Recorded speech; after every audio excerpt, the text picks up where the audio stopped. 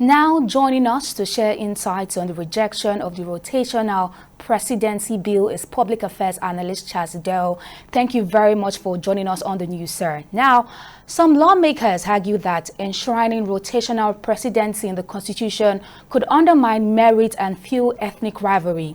Do you think institutionalizing rotation would promote national unity or deepen regional provisions in Nigeria's political landscape? No, it will not. I think the argument is baseless, it's unnecessary.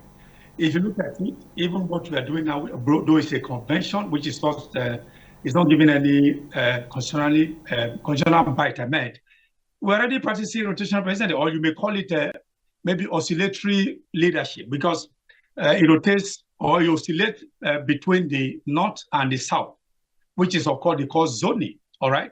So I do not think that there is any basis or any necessity for us to now begin to make it a constitutional matter. Well, I actually agree that, countries should fashion ways where, in which they can govern themselves. Because I understand that even with Switzerland, I think they have what they call the collegiate presidency over there in Switzerland, where you have not one or two, about seven.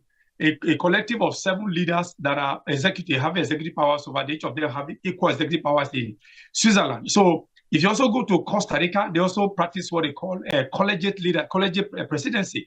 Even Uruguay also has, toyed with the idea of, what they call the collegiate leadership or collegiate presidency. So we can decide to, evolve other ways we can lead us. But making it Nigeria being what it is. Everybody, this very huge trust deficit we have amongst ourselves. There's a problem when we now make it a constitutional provision. I think it's going to lead us out of the way, and then it will have its own a lot of challenges that might bedevil the country in the days to come. So the way it is now as a convention, gentleman agreement, let's just leave it that way and see how we can get the best out of it. When it oscillates to the north, they have to give us the best that they have. If the pendulum comes back south, then we also look for the best that we can push forward to maintain that balance. So that's the way I think it should be, by my own reckoning. All right, so now, sir, opponents of this bill claim that existing mechanisms like the federal character principle and internal party zoning already addresses concerns of fairness. Now, in your view, are these mechanisms sufficient to ensure inclusivity at the highest level of government, or is it constitutional rotation necessary for true equity? Well, it's not. If you look at equity, if you're talking about rotational presidency, what you are going to give birth to is where you are going to be throwing up. If it gets to anywhere, we have 6 zonal arrangement in Nigeria, 6 geopolitical zones. So it's going to be, rotating among these 6. Maybe you spend 8 years, you then will go to 8 years. Imagine somebody, a region that's going to be waiting. How can we wait for how many years? So 8, when you multiply 8 by 6, I think that's about 48, if I'm not mistaken.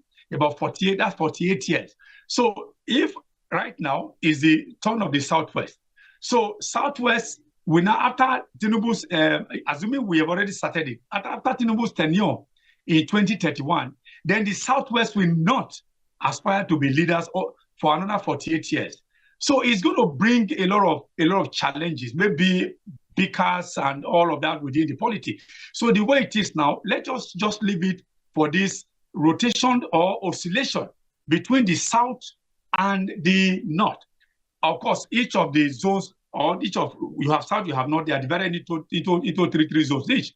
So let's just leave, when it gets to the north later, then northwest, northeast, and north central, let them talk about who they are going to be throwing up as their own candidate to come from the north. When it gets down south, then the southwest, south, and southeast, they also have to look at it to know who we are going to be throwing up to be their own best candidate. All right. We can't take so much. Our time is fast spent.